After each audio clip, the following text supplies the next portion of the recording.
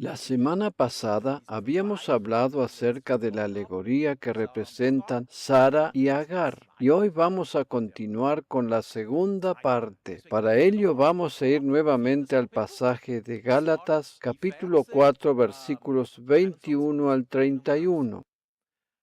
Decidme, los que queréis estar bajo la ley, ¿no habéis oído la ley? Porque está escrito que Abraham tuvo dos hijos, uno de la esclava, el otro de la libre. Pero el de la esclava nació según la carne, mas el de la libre por la promesa, lo cual es una alegoría, pues estas mujeres son los dos pactos. El uno proviene del monte Sinaí, el cual da hijos para esclavitud. Este es Agar, porque Agar es el monte Sinaí en Arabia y corresponde a la Jerusalén actual, pues ésta, junto con sus hijos, está en esclavitud. Hasta aquí habíamos llegado la semana pasada y habíamos considerado estos dos montes. Por un lado, el monte Sinaí, que es el monte de la ley y que está representado por Agar, la esclava egipcia, y por otra parte habíamos visto el monte de Sión, el monte de la gracia divina, representado en la persona de Sara. Continuemos leyendo. Mas la Jerusalén de arriba, la cual es madre de todos nosotros, es libre, porque está escrito: regocíjate, oh estéril, tú que no das a luz, prorrumpe en júbilo y clama, tú que no tienes dolores de parto, porque más son los hijos de la desolada que de la que tiene marido. Así que, hermanos, nosotros, como Isaac, somos hijos de la promesa. Pero, ¿cómo entonces el que había nacido según la carne perseguía al que había nacido según el Espíritu? Así también ahora. Mas, ¿qué dice la Escritura? Echa fuera a la esclava y a su hijo. Echa fuera a la esclava y a su hijo, porque no heredará el hijo de la esclava con el hijo de la libre. De manera, hermanos, que no somos hijos de la esclava, sino de la libre. Y este es precisamente el tema al que deseo referirme en el día de la fecha. Echa fuera a la esclava y a su hijo. Tenemos que entender en primer lugar lo que significa esta alegoría. Para esto vamos a considerar el siguiente gráfico. En él podemos observar el resumen de lo que acabamos de leer en estos versículos. A la izquierda tenemos el monte de Sión, el cual representa la gracia divina. Este es comparado con Abraham y el pacto divino establecido con él. A la derecha tenemos el monte Sinaí, el cual representa la ley de Moisés. Sobre el lado izquierdo encontramos a Isaac, el cual representa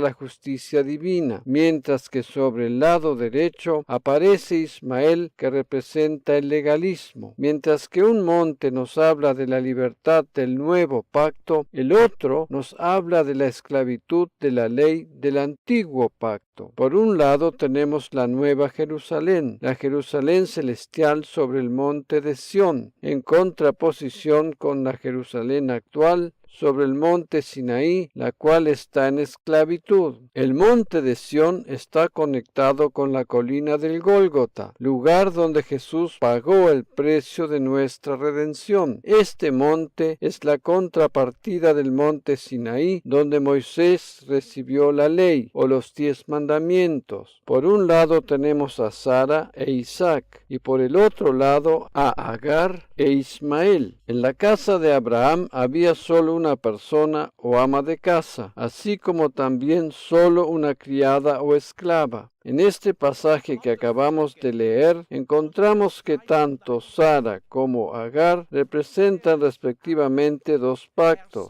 Sara representa el nuevo pacto y Agar el antiguo pacto de la ley. Vamos a considerar nuevamente el versículo 30, donde Pablo pone precisamente el énfasis. Mas, ¿qué dice la Escritura o la palabra de Dios o el Antiguo Testamento? Echa fuera a la esclava esclava y a su hijo, porque no heredará el hijo de la esclava con el hijo de la libre. Esta fue la demanda que Sara le hizo a Abraham. Este es el tema del mensaje del día de la fecha. En esta serie que he dado en titular ¿Por qué gracia?, deseo mostrarte la razón por la cual la gracia y la ley no pueden cohabitar bajo un mismo techo. Debemos echar fuera de nuestro medio a la sierva, o sea, a Agar, que representa la ley, junto con su hijo Ismael, que representa al legalismo. Despídete del legalismo y recibe la justicia divina. Despídete de la ley y recibe la gracia divina. ¿Qué dice la Escritura? Echa fuera a la esclava, la cual representa a la ley, y a su hijo, quien representa al legalismo. Esto es lo que dice la palabra de Dios. Por esa razón, decimos que la ley y la gracia no pueden cohabitar bajo un mismo techo. A continuación vamos a considerar la historia de Abraham, Sara y Agar. Debemos recordar que cuando Sara, la legítima esposa de Abraham, fue a parar al harén del rey y él se dio cuenta quién era ella, la dejó en libertad, devolviéndosela a su marido juntamente con muchos bienes, regalos y riquezas. Se dice que entre todos esos bienes se encontraba la sierva egipcia Agar. Por lo tanto, desde allí en adelante, Agar entró a formar parte del clan familiar y de todo el grupo de personas que estaban bajo la autoridad de Abraham. Esta es la razón por la cual Agar habitó bajo el mismo techo que Sara. De acuerdo al relato bíblico que leemos detalladamente en el Antiguo Testamento, Agar salió 2 veces de la casa de Abraham. La primera vez que salió fue para volver al poco tiempo, y el pasaje que vamos a considerar ahora trata de su desalojo definitivo. De acuerdo al pasaje de Gálatas, tanto Sara como Agar, si bien son 2 mujeres que existieron en la realidad, representan el simbolismo de la gracia y la ley, al nuevo pacto y al antiguo pacto. Por lo tanto, teniendo en cuenta todo este simbolismo, tenemos que saber por qué razón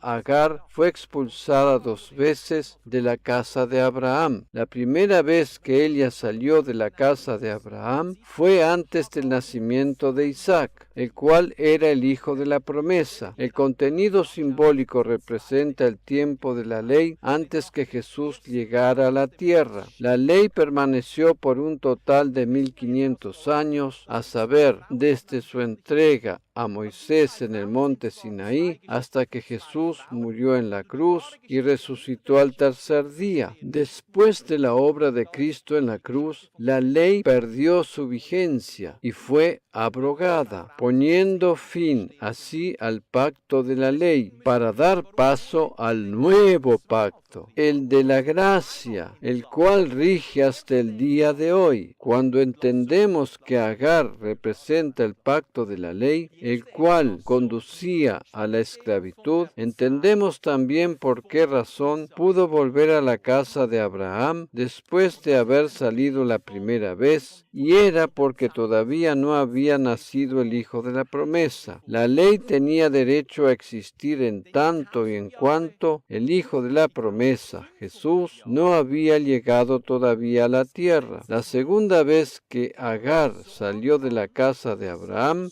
fue para irse definitivamente, y esto sucedió después del nacimiento de Isaac. En el Antiguo Testamento, Isaac simboliza a Cristo, sobre todo en el momento en que, junto con su padre Abraham, subió al monte para ser sacrificado. Jesús fue sacrificado sobre el Gólgota. Si no hubiese sido por la intervención divina, Abraham hubiese sacrificado a su hijo. Dios el Padre dio a su Hijo unigénito para que fuese sacrificado como holocausto por nosotros. Cuando Isaac iba con su padre hacia el monte, cargaba sobre sus espaldas la leña para el sacrificio. sacrificio. De la misma manera Jesús cargó la cruz sobre sus espaldas. Todos estos paralelos de las historias del Antiguo Testamento señalan hacia Jesús. Por eso decimos que Isaac representa simbólicamente a Jesús. Vamos a considerar ahora el pasaje donde encontramos el relato de la expulsión definitiva de Agar después del nacimiento de Isaac, el hijo de la promesa. En Génesis 21, 1 al 10, leemos lo siguiente: visitó el Señor a Sara como había dicho, e hizo el Señor con Sara como había hablado. Y Sara concibió y dio a Abraham un hijo en su vejez, en el tiempo en que Dios le había dicho. Y llamó a Abraham el monte de su hijo que le nació, que le dio a luz Sara, Isaac. Y circuncidó a Abraham a su hijo Isaac en 8 días, como Dios le había mandado. Y era Abraham de 100 años cuando nació Isaac su hijo. Entonces dijo Sara: Dios me ha hecho reír, y cualquiera que lo oyere se reirá conmigo. El nombre Isaac significa risa. El nombre Isaac significa risa.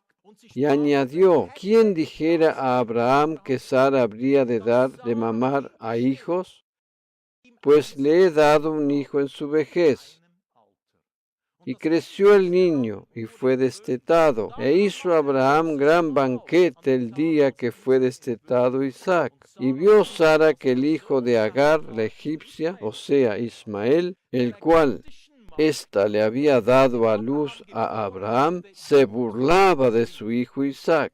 Por lo tanto dijo a Abraham: echa a esta sierva y a su hijo, porque el hijo de esta sierva no ha de heredar con Isaac mi hijo. Estas son las mismas palabras que habíamos leído anteriormente en el libro de Gálatas. El apóstol Pablo toma este texto para preguntarles a los Gálatas si es que ellos no conocen lo que dice la ley. Esto de expulsar a Agar de la casa de Abraham no puede ser utilizado como justificativo para divorciarte de tu cónyuge. Esto contiene un significado simbólico, el cual, como dije antes, tanto Sara como Agar representan 2 diferentes pactos. Con estas palabras, Pablo les dijo a los Gálatas que debían expulsar la ley y el legalismo de sus vidas, pues la salvación se alcanza solo por la gracia divina. Esa es la razón por la cual estas 2 mujeres no podían seguir cohabitando bajo el mismo techo. La ley y la gracia no pueden cohabitar juntas. El apóstol Pablo tuvo el honor de explicarnos la palabra de Dios como nadie más lo pudo hacer. Él nos las explica desde el punto tipológico o simbólico. La palabra de Dios puede ser interpretada de manera literal y con ello tenemos el aspecto natural, pero también si deseamos bucear en sus profundidades, tenemos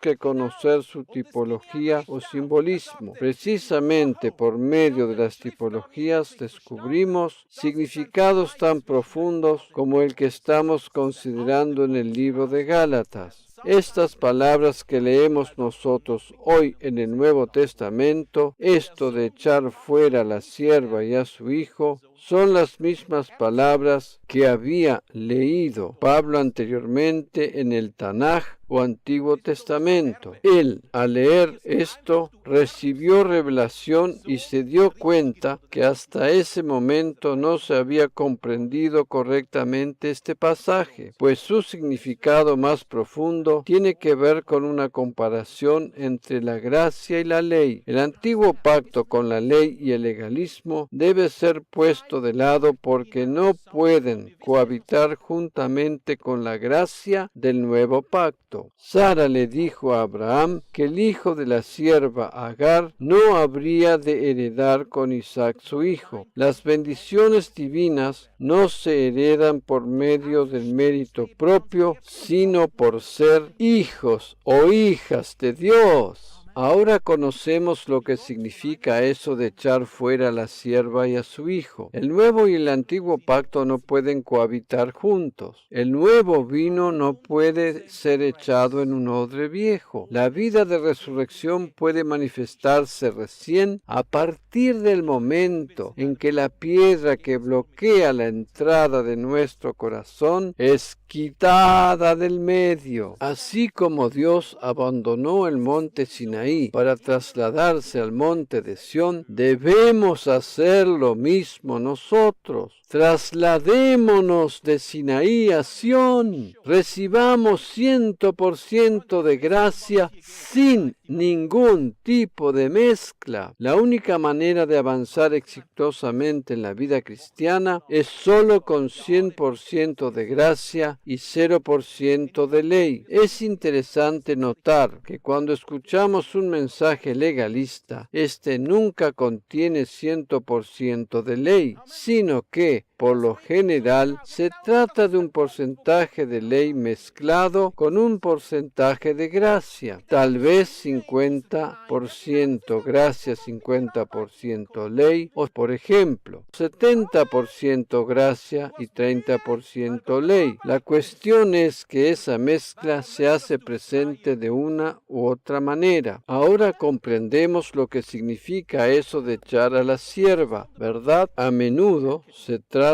de un proceso que puede durar semanas, meses e incluso años, hasta que nos despojamos completamente de la ley y de todo tipo de legalismo. Muchas veces descubrimos rasgos de legalismo en algún ámbito de nuestra vida, pero el Señor trata con nosotros y nos lleva por buen camino.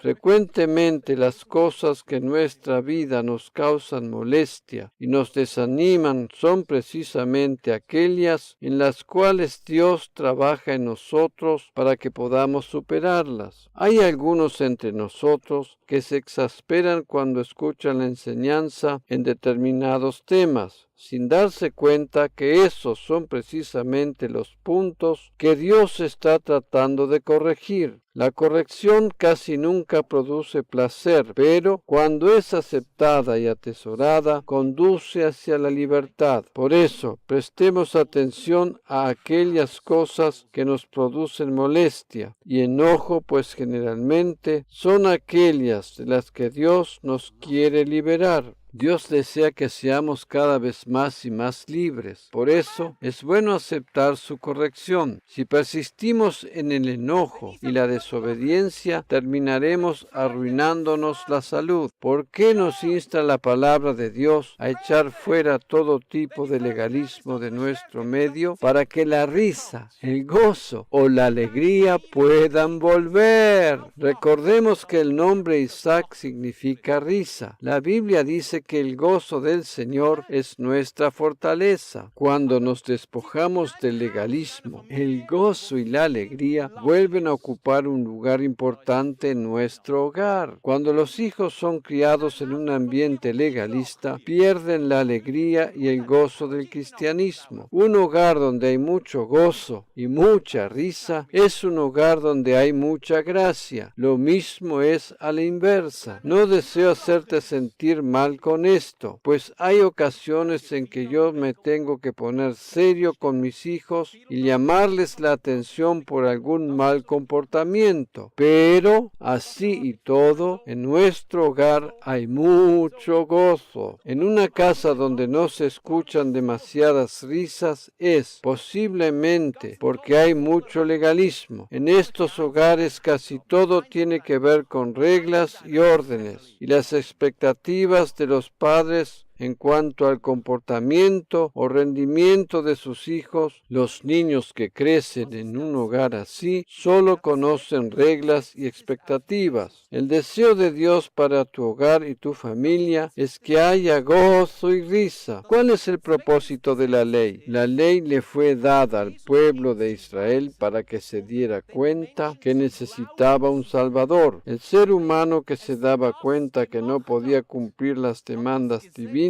llegaba al fin de sí mismo y caía en los amantes brazos de Jesús. Este era el propósito de la ley. La ley nunca fue dada para ser cumplida, ni con el propósito de que vivamos de acuerdo a ella, sino para indicar el camino hacia Jesús y conducirnos a la fe. El apóstol Pablo dice que la ley fue el ayo para llevarnos a Cristo. En Romanos 3:31 leemos la razón por la cual fue dada la ley. Cuando el israelita llegaba al Mesías, porque se daba cuenta que no podía cumplir la ley, ésta había cumplido su propósito.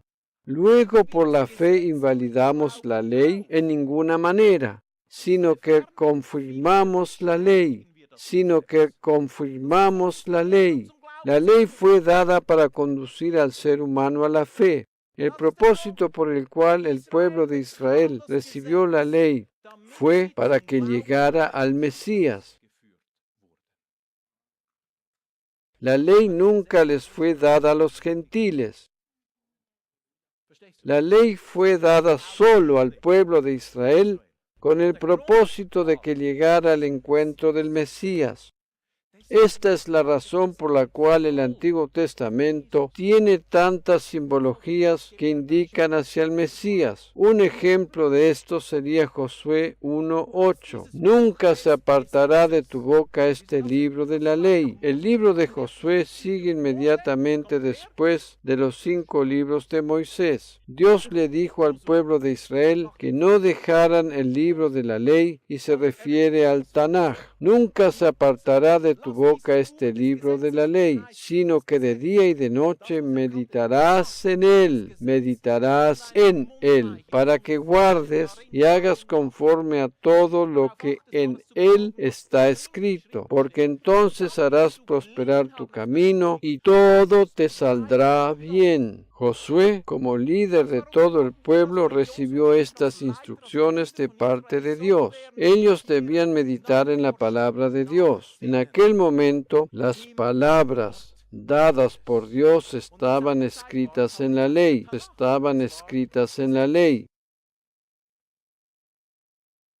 Ya en el Antiguo Testamento, en cada una de sus páginas, había referencias que señalaban hacia Jesús. En este versículo encontramos 2 veces la frase en él. En nuestras traducciones en español aparece exactamente igual al original hebreo. Si bien el artículo masculino él se refiere al libro de la ley, también se refiere simbólicamente a la persona de Jesús. Precisamente la palabra hebrea para indicar en él se compone de las letras Bet y Bau, las cuales son simbolizadas por una casa y un clavo respectivamente. Como habíamos visto en enseñanzas anteriores, el clavo hace alusión a la muerte de Cristo en la cruz. Por tal razón, decimos que en la casa de Dios debemos meditar sobre la persona de Jesús. La Biblia está llena de alusiones acerca de Jesús y la expresión en él que acabamos de leer en este versículo es una de ellas. Si bien para los judíos la referencia de meditar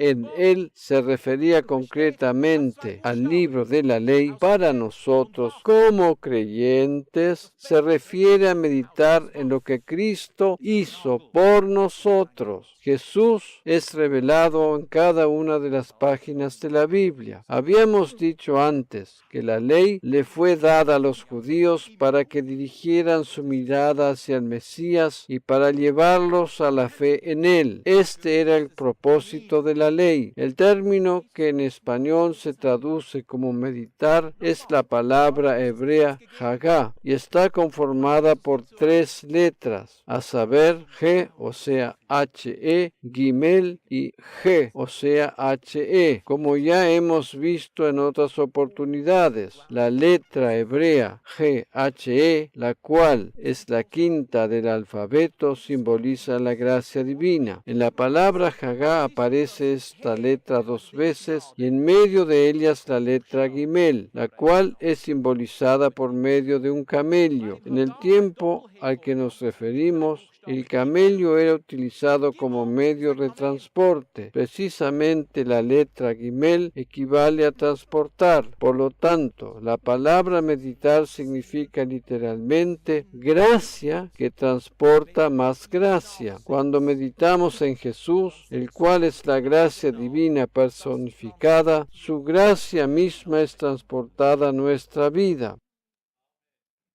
Esto es precisamente lo que nos dice el apóstol Pedro en una de sus cartas, que la gracia divina sea multiplicada en nosotros, que la gracia divina sea multiplicada en nosotros, gracia sobre gracia.